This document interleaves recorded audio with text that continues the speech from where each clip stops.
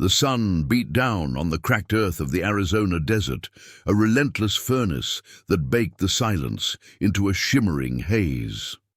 Silas McCall, known to some as Red for the copper glint in his beard, adjusted the brim of his dusty hat, his eyes scanning the horizon. The air was thick, heavy with the promise of something more than just heat. A strange stillness had settled over the land, a premonition that made the hair on his arms stand on end. He was a man accustomed to the whims of the wilderness, a survivor whose quiet life as a prospector and occasional ranch hand was all he'd ever known since leaving a past he refused to speak of. His horse, a sturdy bay mare named Juniper, shifted uneasily, her ears flicking back and forth. Even the animals felt it. A low, ominous rumble echoed from the far-off mountains, not thunder, but something more primal. A wall of brown-orange dust was building on the horizon, a monstrous thing swallowing the sky. "Get on, girl," Silas muttered, spurring Juniper into a trot. "We need to find cover." He knew this kind of storm. It wasn't just wind and dust. It was a living, breathing entity that could disorient a man and bury him alive. He galloped hard, the wind picking up, whipping sand against his face like tiny needles. He was a few miles from nowhere, or so he thought. Then through the thickening haze, he saw it, a cluster of weathered, skeletal buildings, a ghost town. Redemption's End, a place whispered about in saloons. A town that had sprung up with a gold rush and died just as quickly when the lode ran dry. Its existence was more legend than fact, and Silas had never believed it was real. But there it was, a testament to broken dreams. He steered Juniper toward the skeletal structures, the wind now a furious roar, the air a gritty maelstrom. The visibility dropped to zero, and he was flying blind. He dismounted, leading his horse by the reins, stumbling through the oppressive darkness until his hand hit something solid, the rough-hewn timber of a saloon. The place was a ruin, its roof long gone, but it offered a momentary break from the direct assault of the wind. He tied Juniper to a broken post and, lantern in hand, began to explore. The town was a graveyard of ambition.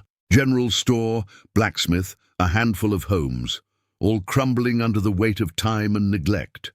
The only structure that seemed to have withstood the years with any dignity was the church. Its steeple stood proud against the storm, a defiant monument in a town of ghosts. He felt an inexplicable pull toward it. Maybe it was a place of refuge, or maybe it was the last place left to look. He kicked open the warped doors and stepped inside. The air was cool, stale, and smelled of old wood and dust. Light from his lantern cut through the gloom, illuminating rows of broken pews, a tattered Bible on a lectern, and a faded mural of a shepherd and his flock on the far wall. The bell tower above groaned in the wind, a mournful sound that was both haunting and comforting. He started to make his way up the narrow, winding stairs, each creak of the wood under his boots a loud protest in the silence. He didn't know why he was going up there. A simple curiosity, maybe. A gust of wind howled through a broken window, and something caught his eye. A dark shape swaying in the dim light coming from the top of the tower. He clutched his rifle tighter and climbed faster, his heart thumping in his chest. When he reached the top, his blood ran cold. The sight was a jolt, a punch to the gut that stole the air from his lungs. There, hanging from a heavy-duty rope tied to a rusted bell pulley, was a woman. Her wrists were bound, and her face was pale, but she wasn't dead. Her eyes, wide and terrified, met his. She was alive. The storm had brought him to this place for a reason, and in the heart of this dead town, a life was waiting for him to save it. Silas didn't waste a second. He dropped his lantern, its light flickering wildly as he scrambled to get to her. The rope was thick, rough, and knotted tight around a pulley system. He drew his knife, its blade catching the dim light. She watched him with a mix of fear and desperation, her body trembling from the cold and the ordeal. He saw the bruises on her wrists, the dark smudges of dirt and exhaustion on her face. Her breathing was shallow, labored. He carefully sliced through the ropes, the tension releasing with a sudden jarring thud. Her body slumped forward, and he caught her, easing her down to the floor. She was surprisingly light, a fragile bundle of bones and fear. She coughed, a dry, rattling sound, and gasped for air. He held her steady, his calloused hands surprisingly gentle. "What? Who?" she choked out. "Silas," he said, his voice a low rumble. "Silas McCall. The storm brought me here." Her name, she told him between ragged breaths, was Ilara Vance. Her story, a whispered confession in the howling wind, was a jumble of betrayal, greed, and a man named the Vulture. She was a woman on the run, a former partner to the very man who had left her here to die. She'd been a part of a gang, a dangerous life she now desperately wanted to escape.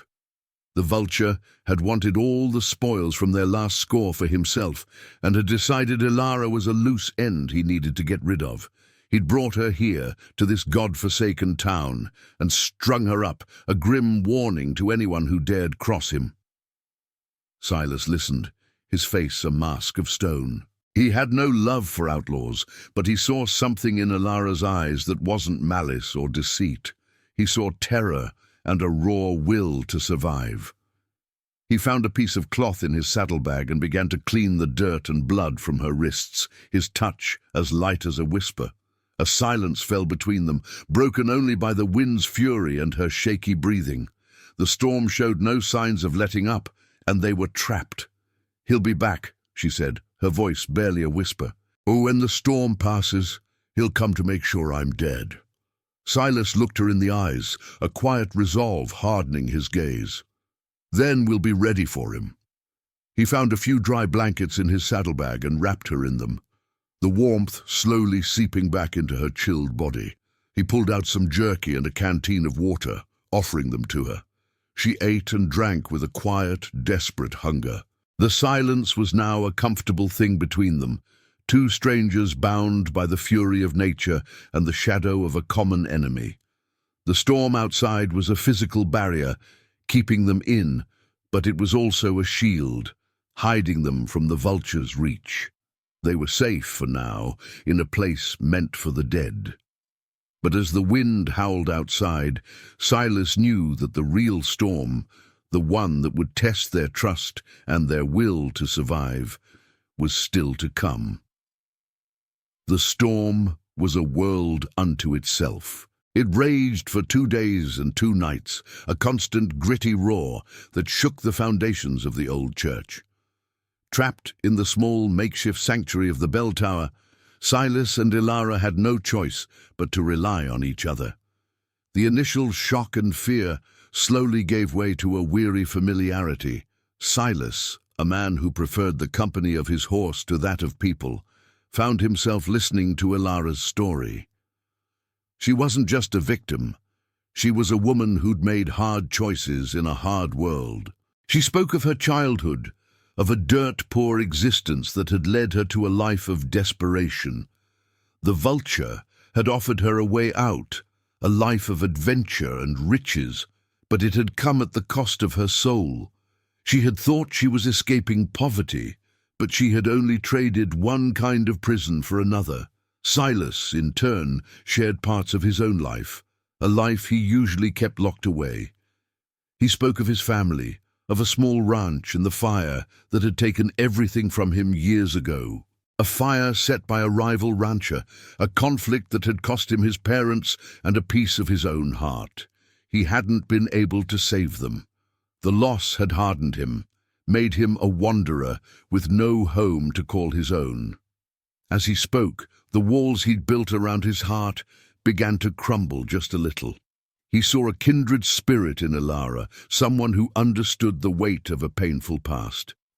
They passed the time with small, simple tasks. Silas meticulously cleaned and oiled his rifle, his movements calm and deliberate. Ilara fashioned a sling for her bruised wrist from a scrap of cloth and helped him ration their dwindling supplies. The close quarters forced a kind of intimacy. They saw the fear and determination in each other's eyes, the quiet strength that had kept them alive.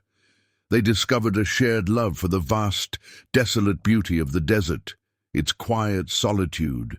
Ilara confessed she had always dreamed of a different life, a simple life, away from the violence and the constant running. Silas, for the first time in years, imagined a future that wasn't just about surviving, but about living.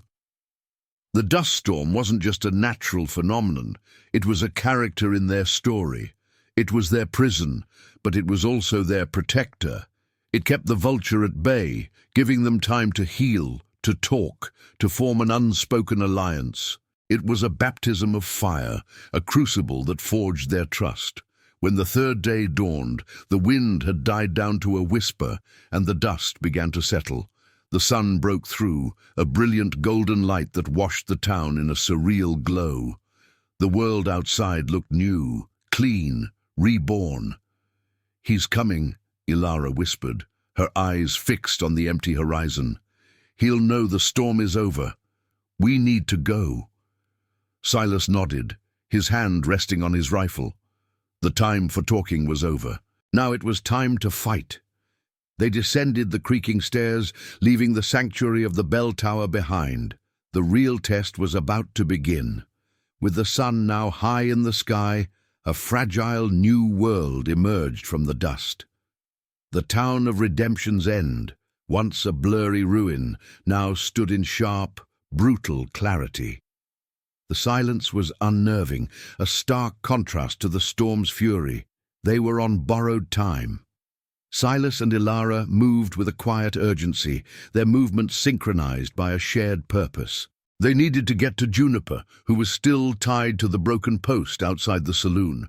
As they crept through the deserted streets, the remnants of the storm, piles of sand, wind-scoured surfaces and debris, told the story of its ferocity. Every shadow seemed to hold a threat, every gust of wind a warning. They reached the saloon, and Silas let out a sigh of relief. Juniper was there, a little dusty and hungry, but safe. "We need to get to the next town," Silas said, his gaze sweeping the empty road. "There's a small outpost a few hours' ride from here. We can get supplies and find a place to lay low." "He'll be looking for me on that road," Ilara warned. "He knows I'd head for the nearest town. He'll have men on every pass." Her knowledge of the Vulture and his methods was a valuable asset. She knew how he thought, how he moved. Silas listened, his mind working through the possibilities. He trusted her judgment. He had to. His life, and now hers, depended on it. "Then we don't take the road," he said, a grim smile on his face. "We go off the beaten path, through the canyons. It'll be rough, but we'll be hidden." The plan was a risky one. The canyons were a labyrinth of treacherous terrain, a place where a wrong turn could lead to a dead end or a sheer drop. But it was their best chance. It was a place where a skilled rider could lose anyone.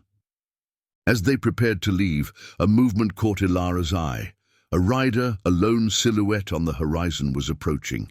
Her heart hammered against her ribs. "He's here," she whispered, her voice tight with panic. "The Vulture. He's on his own. He's coming to finish the job himself." Silas drew his rifle, his face hardening into a grim mask. He'd never backed down from a fight, but he knew this was different. This wasn't about a stolen horse or a misplaced claim. This was about a life. He took a position behind a crumbling wall, his rifle resting on a broken windowsill. "Get on Juniper," he ordered, his voice low and firm. "Head for the canyons. I'll hold him off." Ilara stared at him, her eyes wide with disbelief. "No, you can't. He'll kill you." "I have to," Silas said simply. "You're not going to live like this. He's not going to win." In that moment, their alliance shifted. It wasn't just about survival anymore. It was about something more profound. He was willing to risk his life for her. Ilara hesitated, her mind warring with her heart. She couldn't let him do this. But she knew that his plan was the only one that could work. With a heavy heart, she mounted Juniper, a tear tracing a path through the dust on her cheek. "I'll be waiting," she said, her voice filled with a desperate hope. "I'll be waiting for you." She spurred the horse, galloping toward the treacherous canyons, disappearing into the maze of rock and shadow. Silas watched her go, a sense of quiet pride swelling in his chest. Now he faced his enemy alone. The Vulture rode closer, a dark figure of vengeance against the bright new day. The showdown was about to begin. The Vulture dismounted with the casual grace of a predator, his movements fluid and deadly. He was a tall, lean man with a face as sharp and unforgiving as a hawk's. His eyes, dark and cold, scanned the ghost town, a cruel smile playing on his lips. He saw Silas, a figure of defiance against the crumbling wall. "Silas McCall," the Vulture's voice was a low, menacing rasp. "I've heard of you, the silent one. You should have minded your own business." "She's my business now," Silas retorted, his voice steady. "You shouldn't have left her to die." The Vulture laughed, a short, humorless sound. "Loose ends must be dealt with, and she was a very loose end." He drew his pistol, a glint of chrome in the morning sun. "I'll give you one chance. Tell me where she went, and I'll let you walk away." "I don't think so," Silas said, his hand tightening on his rifle. "This ends here." The air was thick with tension, a suffocating heat that had nothing to do with the sun. They circled each other, a dance of death. The Vulture was fast, his reputation well earned. He fired first, the shot whizzing past Silas's head, splintering the wood behind him.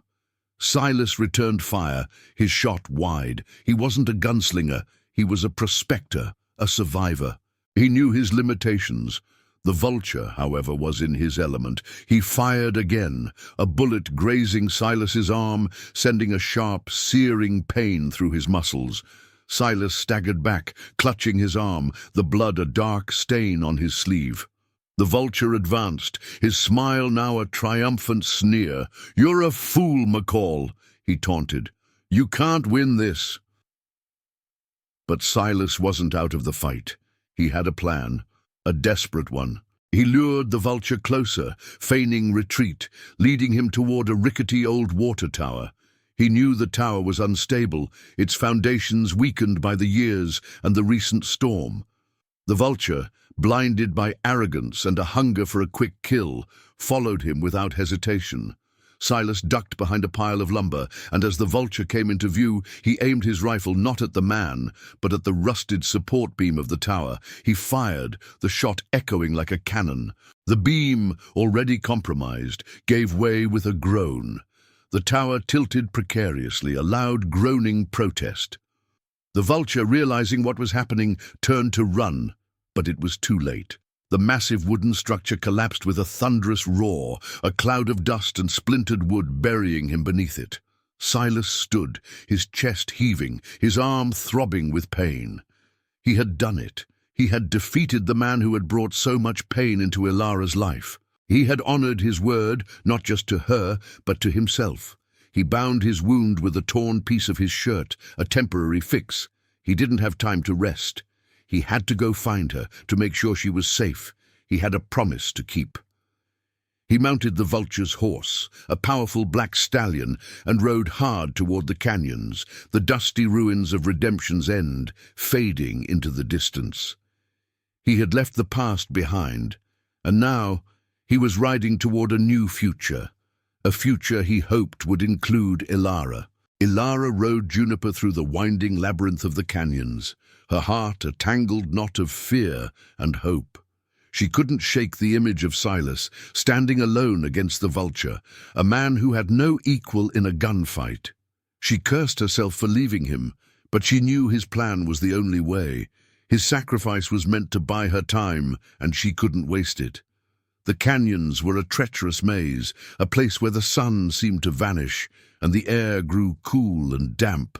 She rode by instinct, relying on her years of experience traveling off the beaten path.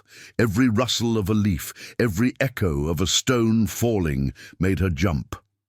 Hours passed. The sun began its slow descent, painting the canyon walls in hues of gold and crimson. She was exhausted, her body aching, her mind replaying the final moments she had seen Silas. Had he made it? Was he alive? The uncertainty was a torment worse than any physical pain. She stopped at a small, hidden spring, letting Juniper drink, her own thirst a secondary concern. As she waited, she heard the faint but unmistakable sound of a horse approaching. Her heart leaped into her throat. Was it him, or had the Vulture survived? She drew her pistol, her hand shaking. The sound grew louder, a steady, powerful rhythm. A rider emerged from the shadows, a black stallion, a stark silhouette against the setting sun. It was him, Silas. A wave of relief, so powerful it almost knocked her off her feet, washed over her. She ran to him, her arms wrapping around his neck. He dismounted, his body tense, a grimace of pain on his face. She saw the bloodstain on his sleeve, and her breath hitched. "You're hurt," she said, her voice filled with a desperate concern. "Just a scratch," he said, but his voice was tight. "He's gone. For good. The tower. It fell on him." She helped him dismount, and he slumped against a rock, his face pale. She examined the wound, a long, ugly gash on his arm. It wasn't life-threatening, but it needed to be cleaned and properly bandaged. She used a scrap of her skirt to wipe the blood and dirt away, her hands surprisingly steady. Silas watched her, a mix of admiration and something else, something softer, warmer in his eyes. The physical proximity, the shared vulnerability, deepened the unspoken bond between them. "I can't thank you enough," she whispered, her voice thick with emotion. "You saved me. You risked everything." "I had to," he said simply. "You're a good woman, Ilara. You deserve a chance at a new life." His words resonated in the quiet canyon, a promise and a hope. As she finished bandaging his arm, a new reality settled between them. The fight wasn't just about survival anymore, it was about a future they could build together. As night fell, they huddled together, the cool air settling around them. They were safe for now, and for the first time in a long time, both of them felt a sense of peace. The next day, with Silas's arm tightly bound and his pain manageable, they continued their journey.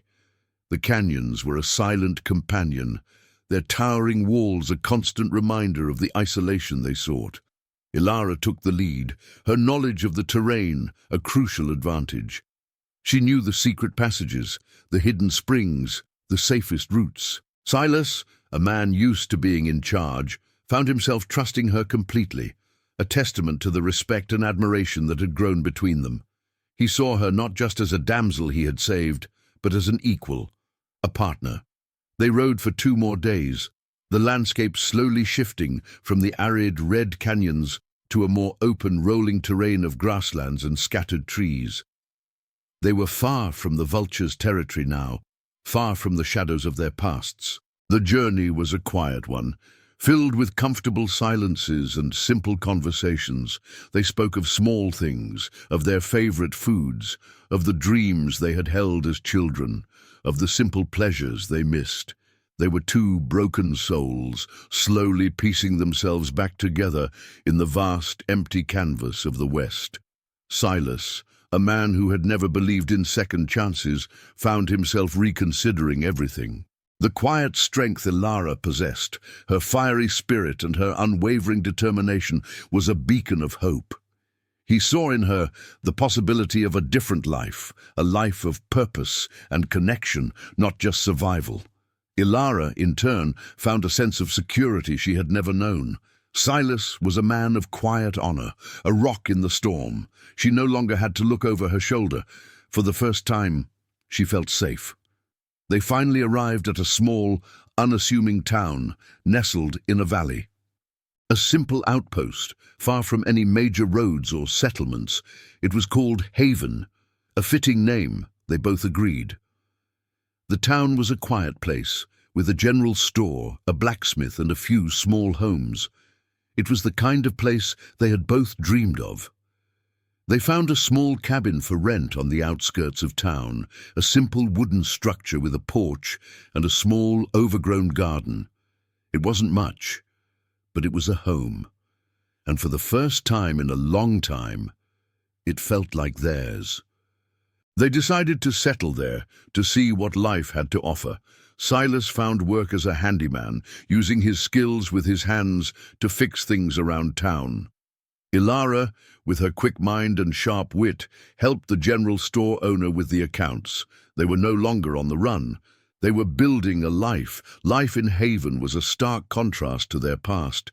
The days were quiet and predictable, filled with hard work and simple pleasures. Silas, a man who had been defined by his solitude, found a new rhythm in the routine of community life. He fixed leaky roofs, repaired fences, and helped with the harvest. His quiet demeanor and his honest work earned him the respect of the townsfolk. He was no longer just Red, the prospector. He was Silas, the dependable handyman. Ilara thrived in this new environment. She was no longer Ilara, the fugitive. She was Ilara, the smart and capable woman who ran the books at the general store. She made friends, shared stories, and found a sense of belonging she had never known. Her past was a distant memory, a shadow that no longer haunted her every step. Their relationship deepened, a quiet, unspoken love blossoming between them. They didn't need grand gestures or poetic declarations. A shared meal at the end of a long day, a quiet walk in the evening, a simple touch of hands. These were the things that spoke volumes. They understood each other's scars, both visible and invisible. They were a team, a partnership forged in the fire of adversity. One evening, as they sat on the porch of their cabin, watching the stars come out, Ilara laid her head on Silas's shoulder. "Do you ever think about it?" she asked softly. "The storm, the church, what would have happened if you hadn't found me?" Silas was silent for a moment, his gaze fixed on the horizon. "I don't know," he said, his voice a low rumble. "But I'm glad I did." He took her hand in his calloused thumb stroking her knuckles. "Sometimes," he said, "the worst things that happen to us lead us to the best things." She looked up at him, her eyes shining in the moonlight. "I'm glad you think so," she whispered, "because you're the best thing that ever happened to me." He leaned in and kissed her, a gentle, tender kiss that spoke of all the words they hadn't said. Their love wasn't a whirlwind romance. It was a slow, steady burn, a quiet fire that gave them warmth and light. They had found their haven, not just in this small town, but in each other.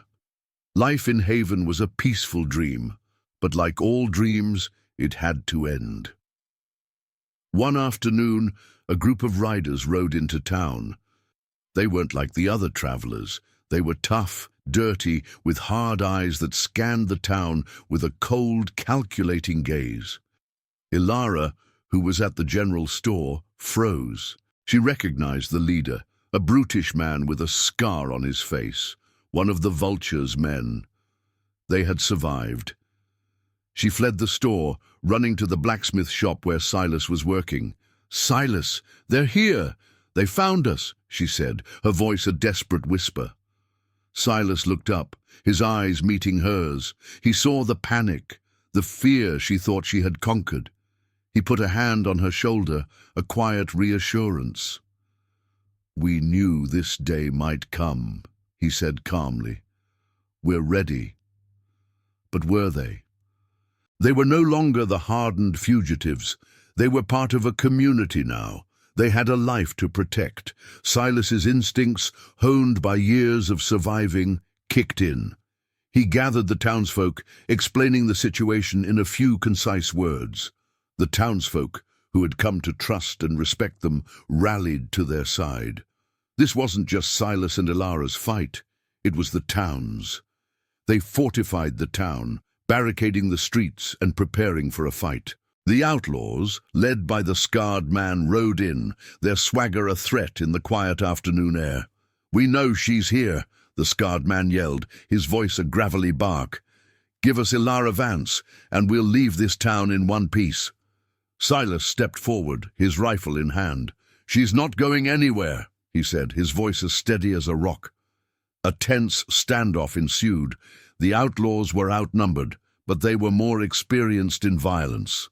The townsfolk were armed with hunting rifles and shotguns, but their resolve was what mattered most. Ilara stood beside Silas, her hand in his, a quiet strength radiating from her. The scarred man laughed. "You think you can stop us, McCall? We'll burn this town to the ground." But Silas's quiet strength was contagious. The townsfolk stood firm, their faces set in a grim determination. The outlaws, sensing the united front, hesitated. This wasn't going to be an easy fight. The scarred man, realizing the risk, made a decision. "It's not worth it, boys," he said, his eyes still on Silas and Ilara. "We'll find her another day." They turned and rode away, a retreat that was a victory in itself. The town cheered, their relief palpable. But Ilara knew this was just a temporary reprieve. They would be back. The past was a relentless hunter, and it was still on their trail. She looked at Silas, her eyes filled with a different kind of fear. Their lives were no longer just their own.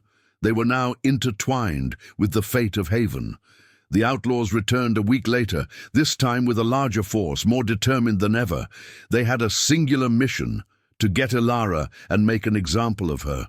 The fight was brutal. The streets of Haven became a battlefield, the quiet peace shattered by the sound of gunfire and shouting. The townsfolk fought bravely, but the outlaws were better equipped and more ruthless. Silas fought with the ferocity of a man protecting his family. He took down several of the outlaws, his rifle a deadly extension of his will, but he couldn't be everywhere at once. He saw the scarred man, the leader of the group, break through the barricade and head straight for Ilara, who was sheltering in the general store. Silas ran, pushing through the chaos, his heart pounding in his chest. He had to stop him. He had to save her. He fired a shot, but it missed. The scarred man reached the store, his pistol raised. Silas, in a final desperate act, threw himself in front of Ilara. A shot rang out. He felt a searing pain in his shoulder, the impact of the bullet knocking him to the ground. Ilara screamed, her fear turning to a cold white rage. She drew her own pistol and, without hesitation, fired. The scarred man fell, a look of surprise on his face. The remaining outlaws, seeing their leader fall, panicked and retreated, riding out of town in a cloud of dust and defeat. The silence that followed was deafening, broken only by the whimpers of the wounded. The townsfolk, weary but victorious, came out of their hiding places, their faces smudged with dirt and grief. Ilara knelt beside Silas, tears streaming down her face. His shoulder was a bloody mess, but he was alive. "You're an idiot, Silas McCall," she said, her voice trembling. "Why did you do that?" "Because I had to," he said, a weak smile on his face. "I promised I'd protect you." The town doctor, a kind old man, came and tended to Silas's wound. It was a bad one, but he would live. The town, in a show of gratitude, rallied around them. A community united by a shared fight. They rebuilt the barricades, cared for the wounded, and buried the dead. Silas recovered slowly, his days filled with Ilara's care and the quiet respect of the townsfolk. He was no longer a lone wolf.